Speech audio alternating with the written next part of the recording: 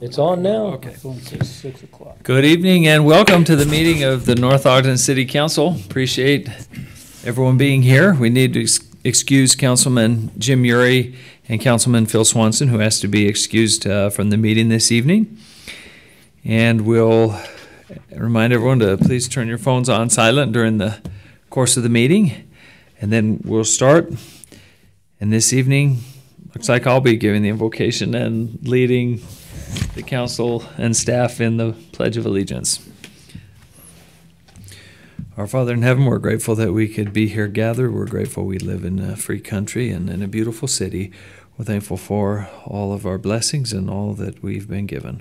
We pray that we can be blessed this night, that we can make good decisions for our city and can be guided by Thee. We pray for all of those who are serving our great country and also here at home. And we pray for Thy blessings on them, especially this week of Thanksgiving. We're grateful for everything we have and say this in the name of Jesus Christ. Amen. Amen. Amen. I pledge allegiance to the flag of the United States of America and to the republic for which it stands, one nation under God, indivisible, with liberty and justice for all. Okay, we'll move right to our consent agenda. We have one set of minutes from October 10th. Are there any comments or corrections on those minutes or a motion? If nobody else is jumping to do this, then maybe you haven't reviewed them, and I haven't either. So I'd make a motion to postpone discussion or action on those minutes of October 10th. Second. Okay, we have a motion and a second to table the consent agenda. Is there any further discussion? All in favor, please say aye. Aye. Any opposed? Okay, thank you. Then that passes unanimously. We'll next go to public comments.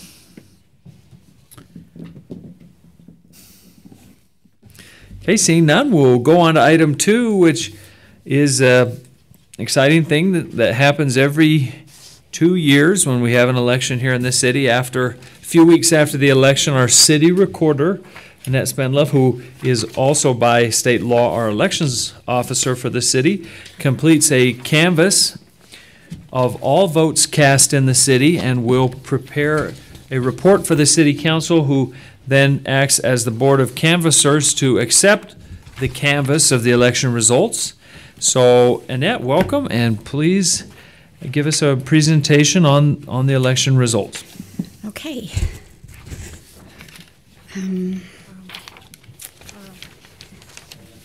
On this page that says summary of ballots cast, the one with the blue boxes, it says summary of ballots cast. There are 9,000 registered voters in North Ogden. Of those votes cast, 190 were done at polling places. 3,610 were sent in by mail for a total of 3,800. I just want you to make sure that adds up to the right number. By mail ballot summary, active voters, 9,000 again. Ballots returned and counted, 3,610. Ballots returned undeliverable, 225, and ballots not counted. And these are the reasons for not counting ballots. Late postmark, there were 14 of them. Unsigned, there were 13. Signatures didn't match, 10. And other, there was 1. Provisional ballot summary, there were 17 cast, and one of those was not counted because they were not registered to vote. All right, then this...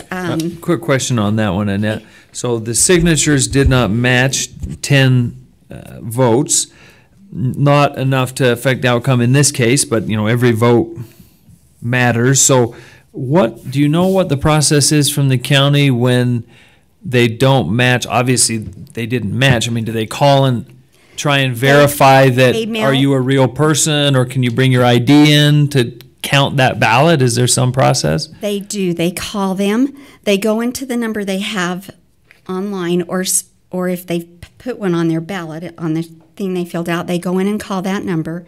If they can't contact them that way, if they have an email, they'll contact them, or they mail them a letter as quickly as they can. If they don't get it back in time, then they don't count them. Got it. Okay, so there is a process. That's good to know.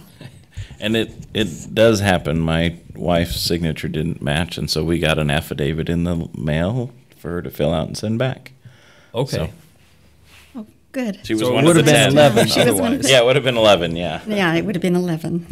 So if somebody wanted to challenge an election, or the count was close, you could pursue that and determine whether or not they actually were. Right. They Valid can. signatures. There's guidelines for a recount. So, do you want to know those guidelines? No, thank you. Okay. Okay, on the other report that you have, where it says registered voters, 92,726, cards cast, 3,800, 4.10% of this is county-wide. So, and the 3,800's ours, but the registered voters is county-wide, and the county can't remove that off of the program that's programmed into the computers that count these votes. So, where it says times counted, the first number is the number of ballots for a race that were counted, so 3,800. The second number is the number of active registered voters eligible to vote in the race in North Ogden. The percentage listed is your voter turnout, so the 42.2% is our turnout. And we had total votes, 3,249 for mayor, and mayor got 3,249. And then total votes for city council were 6,705. Ryan Barker received 1,352. Julie Anderson received 1,356. Sarah Fossen received 1,952. 45. So this is the final count, and this is the final results. So Brent Taylor is the mayor, and Sarah Fossen and Blake Severing are the two council members. So now, council, you need to vote to accept these results. One more thing, and that I think would just be good to discuss for the record, because some people may wonder, there's only 3,249, for example, in the mayor's race that had voted for me, but 3,800 people voted. So maybe explain what those other people could have been. Either they didn't vote or did a write-in, but it wasn't an official candidacy as a write-in. So just so folks can understand those numbers. And those are the reasons that the mayor gave. Someone didn't vote on their ballot, or they put in a write-in name that wasn't a registered person, a registered candidate, so they wrote someone in, and those aren't counted either. So when does someone have to file, again, just there is a filing deadline for write-in ballots, and it's in September. I can't give you the actual date. I have dates written down on a calendar that I watch every week, and there's an actual date. They actually have to file with a petition to write in be a write-in candidate. And that's state law. So if somebody votes for someone, or a Mickey Mouse or something like that, it won't be counted unless it was an official write-in candidate properly registered under state law. And the mayor, his name's the only name on there because he was unopposed. So. Okay, any other questions about the canvass of the election, 2017 municipal election? Okay, I need a vote for you. Okay, thank you, Annette. So, council members, discussion or action on this item? Mayor? Councilman Turner. I move we accept and certify the 2017 municipal election results. Second. Okay, we have a motion and a second to certify the 2017 municipal election results. Is there any further discussion? Start the voting with Councilwoman Stoker, Yes. Councilman Satterthwaite, Yes. and Councilman Turner. Yes. Okay, thank you. Then that is done, and we congratulate new council members-elect Severing and Fossen, and we'll have an swearing in January, first Tuesday, right, Annette? Yes, that's correct. What day is that? Just so we can put it on our calendar. Second. Second? Okay, so right at the beginning of the year. So Tuesday, January 2nd.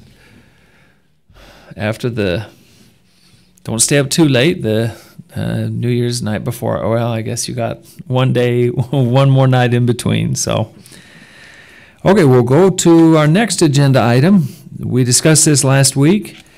An ordinance some changes to our city code, implementing a depreciation budgeting as part of our process, putting that formally into our city code. Had a great discussion, and we've got some language now back to present to you, Council, and we'll go first to Councilman Satterthwaite, who's been leading this effort, for any introduction he'd like to give. Since we're running so late tonight, and we've really discussed this, I'll refer to John, who has actually put the words together. I think it's very much like we had read before, except there's a provision in there that the money can't be spent for other purposes. That was already there, but this gives a way for the council to reallocate those funds. Why don't you just explain that to us?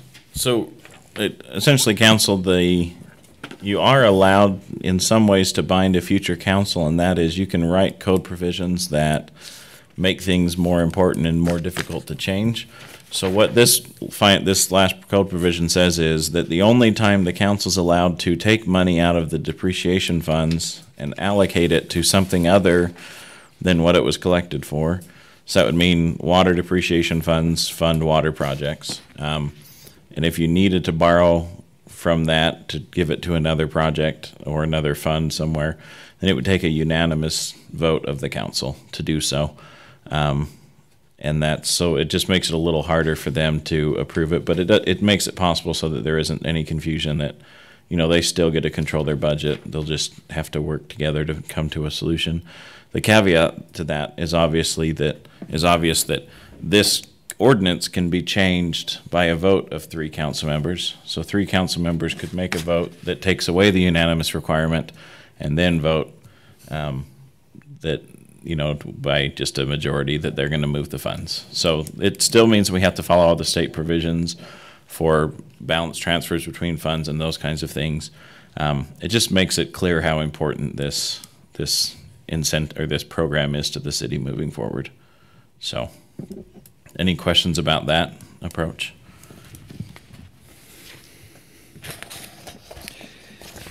I think this is a great step forward for the city, as I said last week. So thank you, Councilman Satterthwaite, for all the work on this, and also especially Dave Espinoza, our Public Works Director, who's not here tonight but was here last week.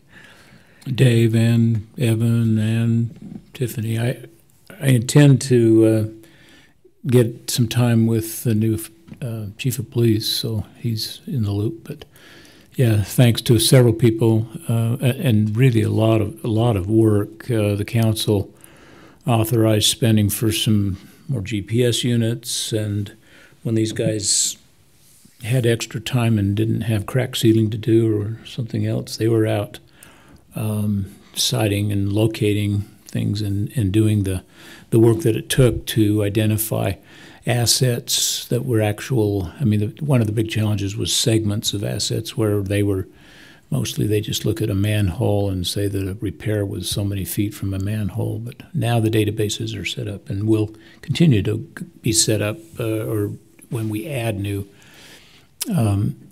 city assets, they'll be set up in that manner, and it really will make it much easier to do this calculation. And I think that Dave's guys look at it differently because they now realize in that list is everything they have responsibility for. It's a kind of an elevating kind of a concept. So I'm happy to. I'd like to make sure we have all the discussion or concerns out there, and I'm ready to make a motion. If I just have a question. go ahead. And we'll invite our finance director up too, because it may be for him. Evan Nelson raised his hand as well. So Councilwoman Stoker first. I was just wondering, when you talked to the police chief, in that depreciation with the police department, does that include the building, the depreciation of that, so that when the time comes, there's something to do, funds in there to redo that building? It does not at this time, and I'll tell you why. It's not that it shouldn't, but everybody has buildings, and a number of items that were on Tiffany's list were buildings, and I think we'll just have to put some notes in Evan's folder about this to move that direction sometime soon. But frankly, we're still overwhelmed with the list that we have, and it's not complete yet. So it's a good question, and as I indicated last time, I think that the similar kind of an approach should be made for authorizing employees, having the budget so that it supports. As a for instance, if we have, and these aren't the real numbers, but let's just say we have 20,000 people in the city and there are 20 officers, so we do 1 per officer per 1,000 people, and we set our budget up so that when we get to 21,000, we automatically know we have the money there, and we say that that's reasonable to hire another police officer. It makes things a lot simpler, and the thinking is somewhat similar to the whole depreciation discussion. Thank you. Okay, Evan Nelson, Finance Director, welcome. Thanks for being here. Yeah, thank you. Just to add to that conversation, when we talk about general fund expenditures, it's similar to utility funds, but we're working with different revenue sources. So rather than adjusting water rates, we would be talking about property taxes most likely, or sales tax, but we have more restriction on sales tax revenues. So that would be part of that conversation. In a good economy like we're in right now, our general fund revenues are naturally increasing just due to the economic activity across the state.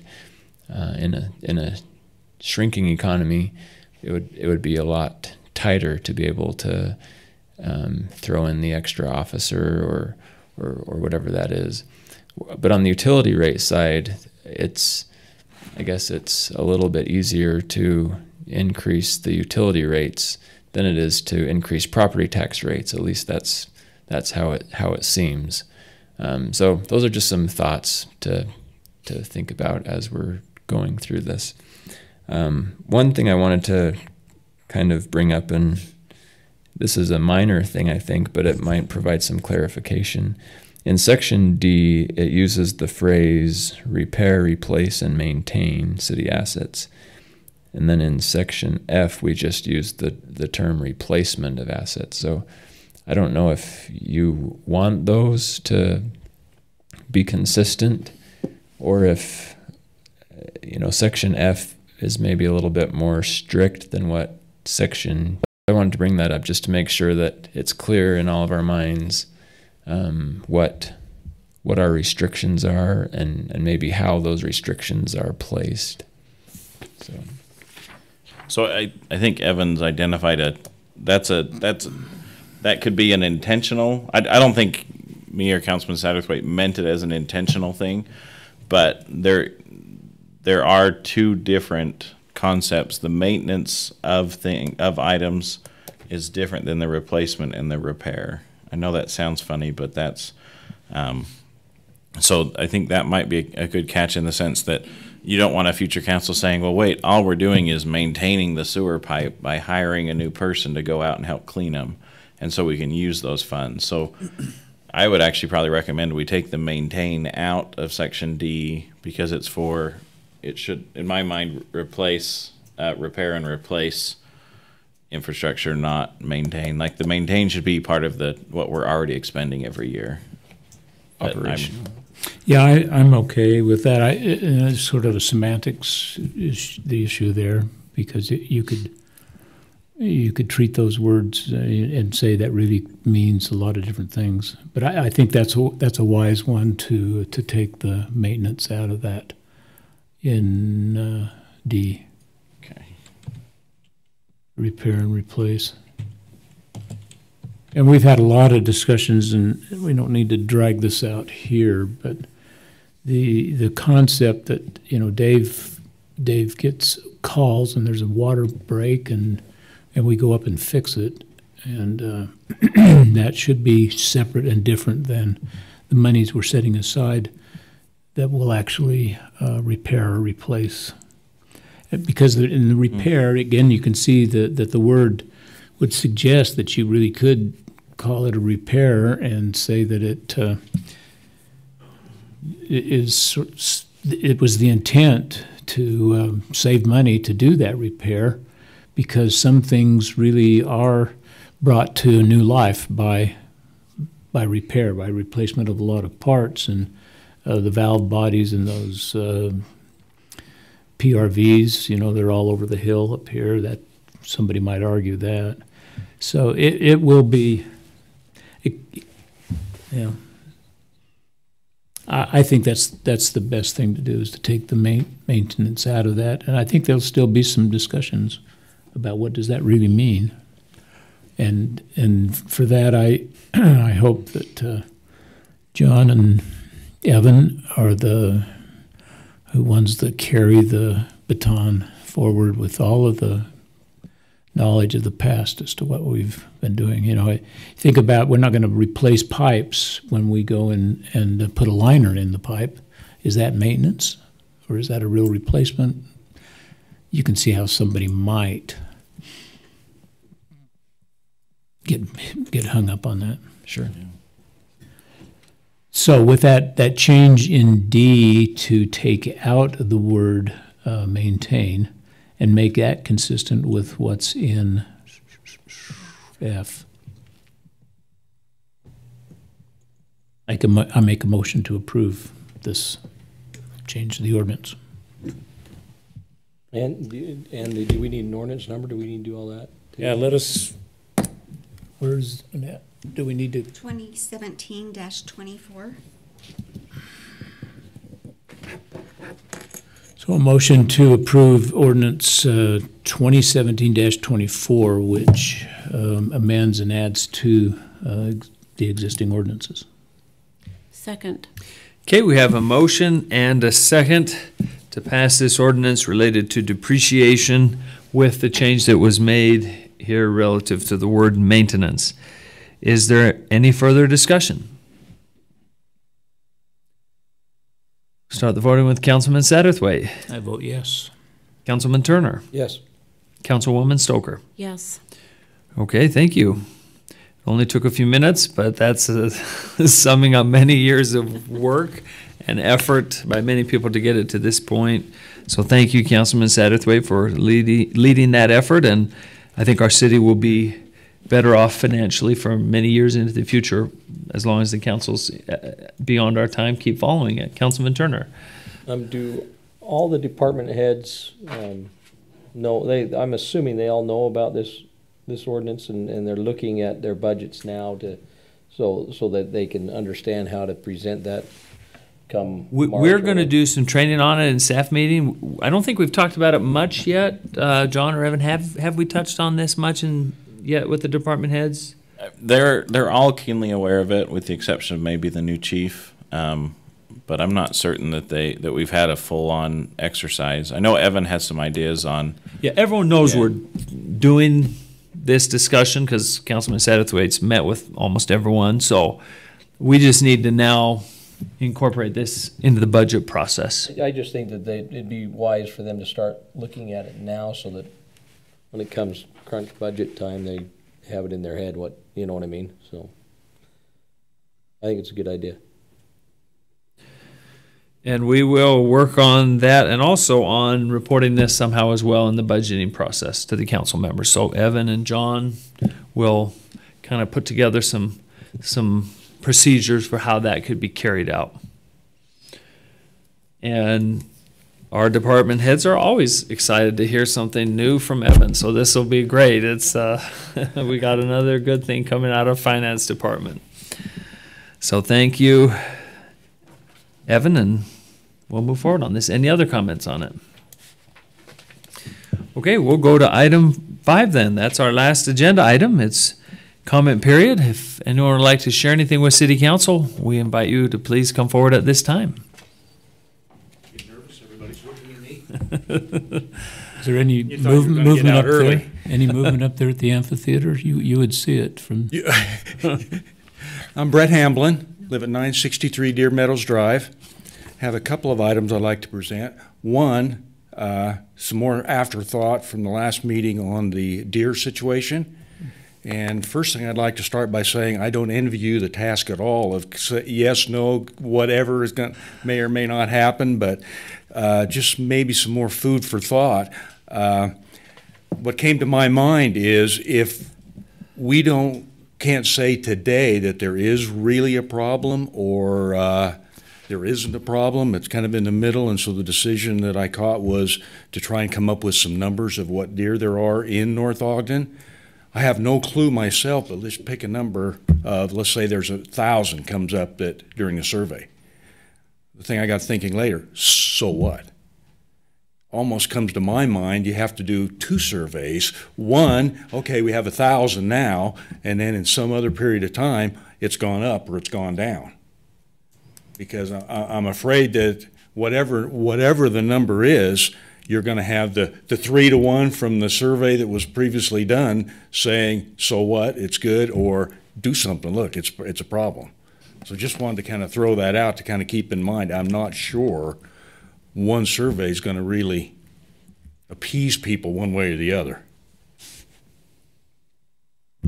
Good point, Mr. Hamblin. And it is going to be a difficult decision for the 5 council members. I kind of cut myself out of it since I don't vote on this one. So, Next item, whether it's a complaint or a question, is concerning the dog park. For example, it's Saturday morning, Sunday morning, yesterday, and this morning, it's been locked. And last winter, the majority of the winter, when there was snow on the ground at least, it was locked. And I'm kind of questioning retention. the person that was there checking, opening the gates at one point told me that, and when there was the small lake there, that he was instructed that for safety concerns, he had to lock it when that was there. And I understand Friday afternoon, because my dog only takes me there in the mornings, there was a pond there, but again, like I said, it's been locked since Saturday morning. It probably was from the rainstorm, which sounds like you already had realized. I'm not sure why it still is, so we'll check into it with Parks and Recreation to hopefully get it unlocked. And last winter, when the majority of the winter, it seemed like it was closed. And the majority of the winter, there was snow there, not standing water. And again, the person told me it was a safety concern. Well, to be honest with you, the runoff right through, quote, Barker Park last spring, I think was more dangerous than standing water in there, especially when it's gated off. When we installed a pool in my house, when we built my house, I had the pool there, 8-foot drop off. The city wouldn't allow me to put water in it until I had an enclosure around it. It was kind of funny to me. They could fall 8 foot onto cement, but had to have an enclosure. And the term for the enclosure and what was bought off, they said, whatever it takes to keep a 2-year-old out was what was given to me. And so about 5 foot of that orange plastic meshy stuff, I put a fence in around that. That satisfied the requirement, and I could put water in my pool.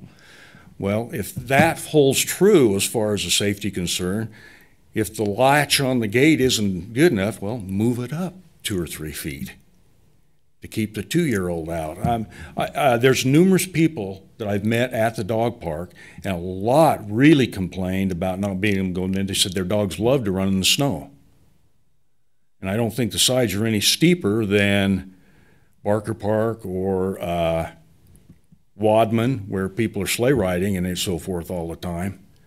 But, and again, numerous people reported to me that their dogs love to swim, mine included. So even when there's water in there, but I can understand slightly if there's an issue with people getting in, but with 2 gates and they can be latched. But again, just more than anything, again, the last 4 days when it's been nice weather and it's been locked. So just kind of a question or maybe some help or input on. This sounds like a good one for our city administrator and city attorney. John, do you remember well enough what the rules were on that to answer Mr. Hamblin, or do we just need to call him? So detention basins by, I think, state law, or at least engineering standard, once they hold more than 3 feet of water in depth, they have to be fenced. And so as a compromise on this one, we've committed that anytime there's water in the basin, we lock it off. Technically, the rules say you can't be in there when there's water in the basin, but we also lock it to try and meet that safety standard. That I don't know if it's engineered or if it's the state code. I just know the engineer is the one who told us about it. And that's the reason the whole basin is gated, is that water gets about 6 or 7 feet deep at its deepest point when it's full. But I think Councilman Turner has a... Councilman Turner? I thought on the sign it said if there was 3 inches standing water in the bottom, it would be closed, 3 inches or more. That's what I thought it said on the sign. I don't know, maybe you've read the sign. I thought it... Well, I thought so, but I don't remember seeing anything that dealt with water. But okay, that's kind of the next complaint, because there's a problem with the retention pond, and people have used it more than me. I've only used it for about 1.5 years, but several people I talked to before, they say it's getting worse. That could be, if it's really a 3-inch thing, because there's water in the... It's been a swamp in the bottom all summer for some reason. I mean, not right down by where the pipe from apparently the storm drain comes into it before it goes through the gate, but out in the middle. It's been wet and somewhat standing water, which would easily be 3 inches the way if anybody wanted to measure it right down in the bottom. But it is a quite bit more wet. I take my dogs over there, every now and then, and since we've started holding water in the basin for storms, it doesn't dry out. Oh, okay. Basically ever. It's just there's a puddle in the middle. And it's definitely wetter from the in the northeast corner or northwest corner, that upper manhole. It seems to be coming from there, and several of the people I've talked to using it said the same thing, whether it's cracked or broken or there, some issue kind of thing. But if all that's true, then it falls back to more of the next item. Then if it's going to be closed most of the winter, I'm not good enough to tell my dog when we're standing at the gate like this morning, no, it's not your fault. I'm not opening up and letting you in. Of another 2 cents someplace about, okay, can we have one someplace else that they can use year round and so forth. So we are planning on building a permanent one that will not be a detention basin as well, or a retention pond. So yes, it's on the plan, but probably the best, Mr. Hamlin, if you can just leave us your phone number. We'll have the Parks and Recreation Director call you, because then you can give these to her as well, which will be, I think, very helpful also. So she can, hear these concerns, and maybe something can be done about the water. We'll look at that as well, the standing water. I'm wondering if we can't just regrade that, because it flattens out and then it goes down through the culvert, and maybe if we make it a gentle slope, it'll drain out and not pool. Because it does, it's muddy, and my dogs luckily don't like the mud, so. Well, the very bottom, there's like probably good 6-8 inches all the time down in the very, very bottom. Well, but the part I'm talking about is out for about 40-50 feet from there. It's like, good thing the water's there in the summer to wash the dog's feet off, because all of them just love running around in the mud. And it was all summer. Hottest day, middle of August, it was muddy. Yeah. 40-50 feet away from the bottom where the standing water is. So I think it'd be good to talk to Tiffany, because I notice when they're mowing, they sometimes won't mow the bottom because of the water during summer. So okay. Well, yeah, if we could get your number, Mr. Hamlin, you can just come up and give it to John here. We'll be back in touch with you. And thank you. And Mayor, maybe one of the things you could put on your what is the Facebook, the dog park rules? Maybe you could put those on there again.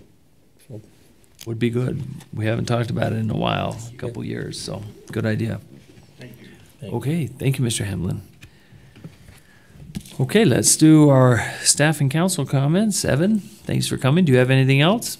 Nothing else. Okay, thank you. Welcome back. We've got our finance department back in this building now that the remodel's done, so they're located downstairs now.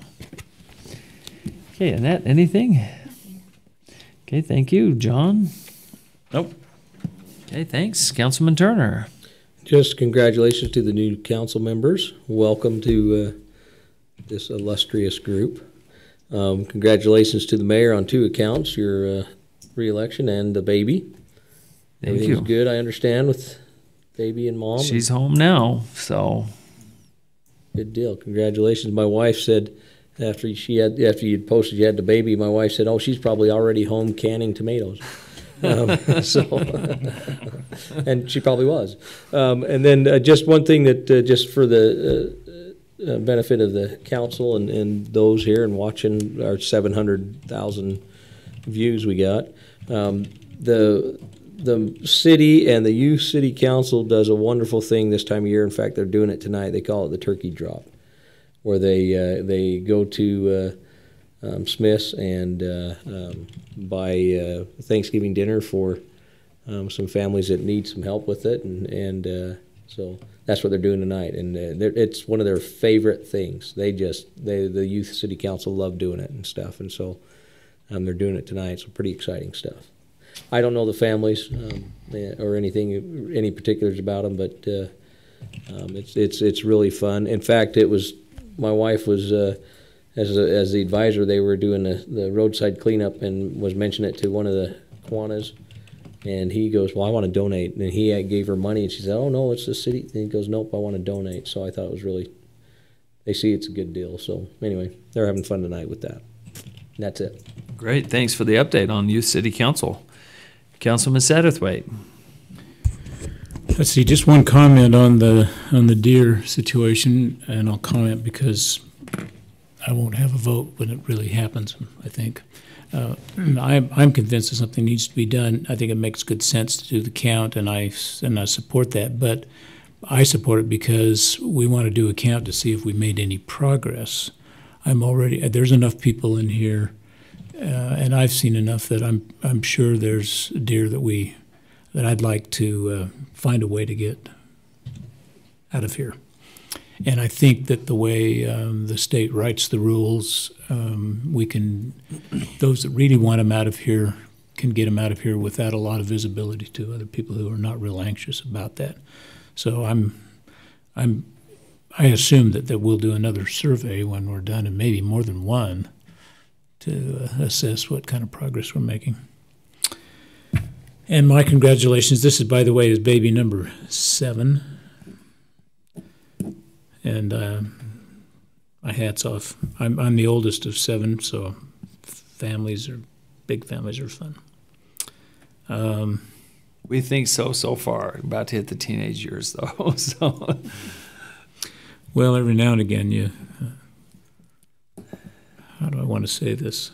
Some of my girls have got a baby that's sort of slowed them down. So,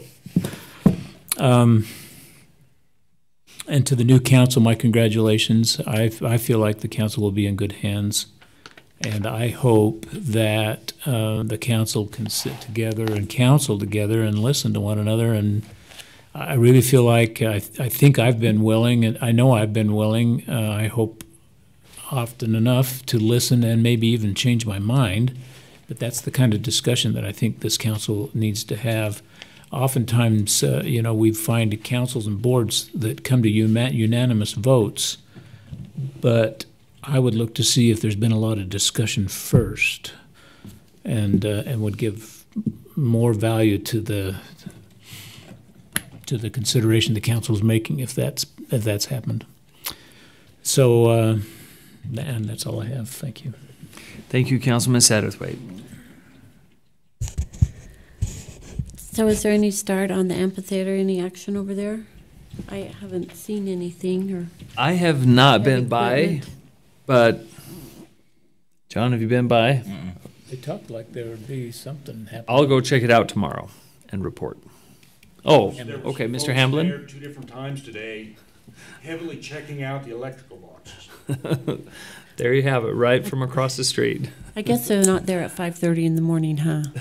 Well, That since might I'm be a problem. retired, my dog, he doesn't usually get me out much more than after, or till about 8 o'clock in the morning for the morning. But Yeah, you deserve an 8 o'clock, not 5:30. That makes sense. That's good. And then, I guess, does the planning commission have the plans for the Ace hardware on a pad for putting in a propane tank? They've got all that approved through the fire marshal. Okay, this and is a it good one should- for John. John, it should be somebody should have it downstairs. So they have received an application. The way that our code is currently written, our planning is not allowed in our city unless it's tied to an actual gas station. Because essentially what they proposed was a 20 or a 30-foot tall tank that they would then dispense from. So they're working with them on getting the code changed, or at least to bring it to the council for the council to consider whether that's appropriate or not. So and I guess they don't meet till, what, December? So planning commission will be December The 3rd? Third, that's their only. Or, no, it is the 6th, you're right. And then they would make a recommendation to the city council, and then, so it would be it'd probably be our meeting in mid-December, or, so, because it technically is a land use ordinance which requires the hearings and all that kind of stuff. So, And then it'll be exciting to have Sarah up here with me. So, looking forward to that. And obviously, congratulations, Mayor, on both counts. Thank you. And that's all. Okay, thank you, Councilwoman Stoker. Just a reminder, you mentioned Planning Commission, which reminded me we'll have a vacancy on the Planning Commission, which will be advertised hopefully tomorrow on the city website, or soon, very soon. So if you have someone who might be a good planning commissioner, please encourage them to apply. We'll keep that nomination open probably till mid-December, and then see who we've got. So good chance for someone to serve the community. Blake Severing was on the Planning Commission and, of course, is now elected to the City Council. So we'd like to get his position filled since we know about it well in advance and have our full Planning Commission ready to go, because it is going to be a very busy year for planning and building next year. And that is all I have. So is there any further discussion or a motion to adjourn? Motion to adjourn. Second. We have a motion and a second. All in favor, please say aye. Aye. Any opposed? Okay, thank you. We are adjourned then. Happy Thanksgiving. Happy Thanksgiving. Best holiday of the And year. we're done, plenty of time for Oh, yeah, I got, extra meetings. yeah, I got time. No, there's been more. This is a shorter one. sometimes it's a little awkward. Question is, good Thanksgiving, huh? You too. Have a good Thanksgiving. You too. We'll see you. Oh, I need to turn our. Congrats.